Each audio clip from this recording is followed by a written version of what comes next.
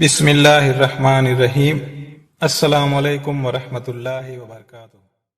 اور اے پیغمبر، اس وقت کا تصور کرو جب آپ کے رب نے فرشتوں سے کہا کہ میں زمین میں ایک خلیفہ بنانے والا ہوں، تو کہنے لگے کیا تو اس میں ایسے شخص کو خلیفہ بنائے گا جو اس میں فساد مچائے گا اور ایک دوسرے کے خون بہائے گا، جبکہ ہم تیری حمد و ثنا کے ساتھ تسبیح و تقدیس بھی کر رہے ہیں۔ اللہ تعالیٰ نے انہیں جواب دیا کہ جو کچھ میں جانتا ہوں وہ تم نہیں جانتے۔ کے بعد اللہ تعالیٰ نے آدم کو تمام اشیائیں کے اسماء کے نام یا صفات و خواص سکھا دیے، پھر ان اشیاؤں کو فرشتوں کے روبرو پیش کر کے ان سے کہا کہ اگر تم اپنی بات میں سچے ہو تو میں تمہیں ان اشیاء کے نام بتا دوں۔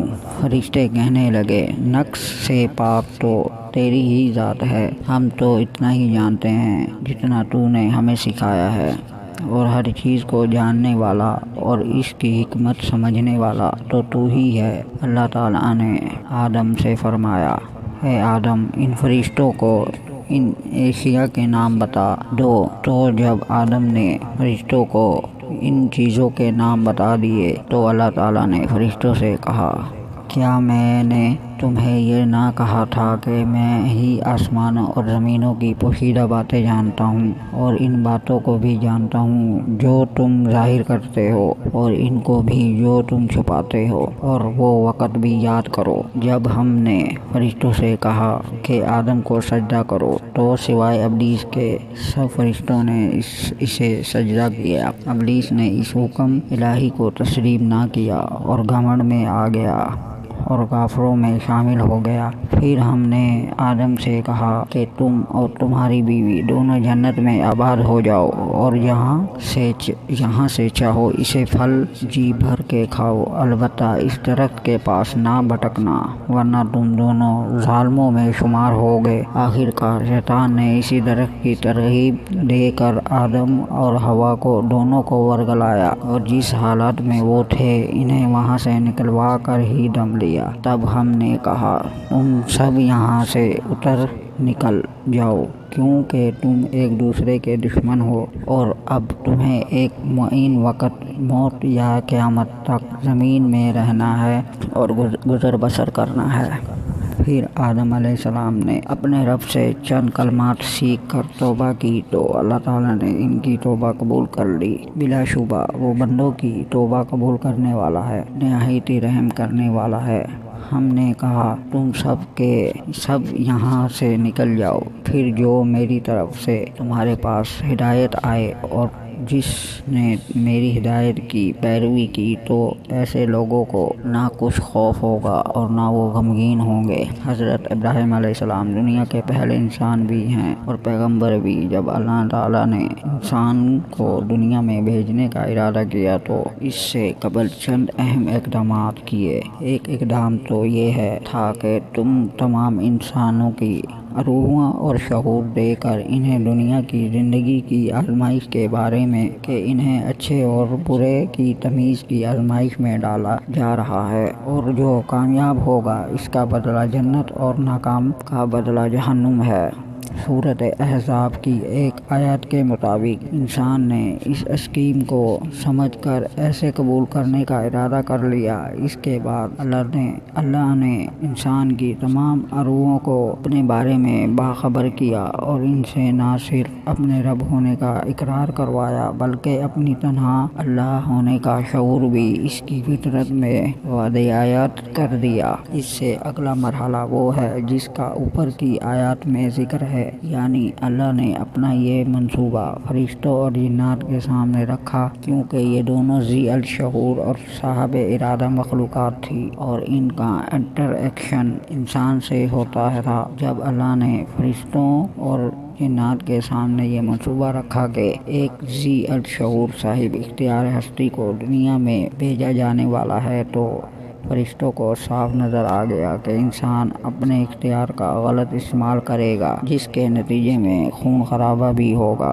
چنانچہ انہوں نے اپنا اشکال سامنے رکھ دیا، لیکن اللہ نے ان کا اشکال اس طرح دور کیا کہ حضرت آدم علیہ السلام کو ان ہستیوں کے نام یاد کروا دیے جنہوں نے آگے جا کر پیغمبر، ولی، صدیق، شہداء اور صالحین بننا تھا۔ پھر حضرت آدم کو حکم دیا کہ تم فرشتوں کو ان پاکیزہ و مقرب ہستیوں کے نام بتا دو۔ چنانچہ جب حضرت آدم نے یہ نام پیش کیے تو فرشتوں نے اپنے اشکال کو واپس لے دیا۔ اس کا مقصد یہ بتانا تھا کہ اختیار کے آپشن کو غلط استعمال کرنے والے بدبخت ہوں گے، تو دوسری جانب اسی دنیا میں خدا کے آگے جھک جانے والے اور اپنی زندگی خدا کی مرضی کے مطابق گزارنے والے نیک لوگ بھی ہوں گے۔ اس کے بعد اگلے مرحلے تمام جنات و فرشتوں کو انسان کے سامنے سجدہ کرنے کا حکم دیا۔ اس کا مطلب یہ تھا کہ یہ دونوں مخلوقات انسان کی آزادی و اختیار میں کوئی مداخلت نہیں کرے گی۔ جنات میں سے شیطان نے جھکنے سے انکار کر دیا، جو اس بات کا اعلان تھا کہ وہ انسان کو آزادی و آسانی کے ساتھ خدا کی رضا حاصل نہیں کرنے دینا چاہتا۔ چنانچہ اللہ نے اسے رائندہ درگار کر دیا۔ پھر اللہ تعالیٰ نے حضرت آدم اور حضرت حوا کو دنیا میں بھیجے جانے سے قبل دنیا کی زندگی میں پیش آنے والی آزمائش سے آگاہ کرنے کے لیے ایک جنت میں بھیجا۔ اس جنت میں انہیں تمام سہولیات دی گئی، بس ایک درخت کا پھل کھانے سے روک دیا۔ شیطان نے اپنا مشن شروع کر دیا اور انہیں ورغلایا۔ ابتدا میں تو دونوں انکار کرتے رہے، لیکن ایک وقت آیا کہ دونوں شیطان کی باتوں میں آ گئے اور اس درخت کا پھل کھا لیا۔ کے نتیجے میں وہ جنت کی سہولیات سے محروم ہو گئے۔ جب انہیں اپنی غلطی کا احساس ہوا تو انہوں نے اللہ کی جانب رجوع کر لیا۔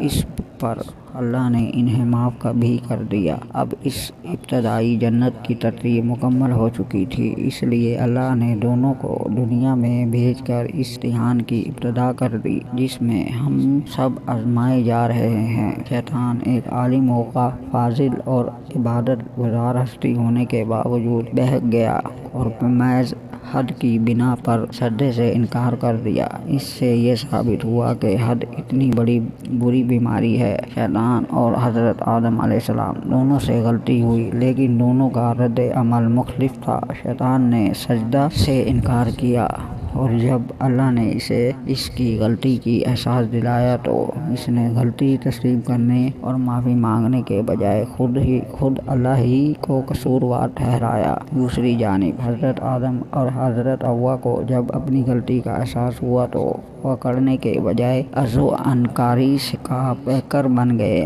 چنانچہ اللہ نے شیطان کو مردود بنا دیا اور حضرت آدم حوا کو مقبول۔ آج بھی انسان سے یہی رویہ مطلوب ہے کہ جب بھی غلطی ہو جائے تو وہ اکڑنے کے گناہ پر اصرار کرنے اور اس لیے تاویلیں تلاش کرنے کے بجائے جھک جائے، سرنڈر کر دے اور خدا کی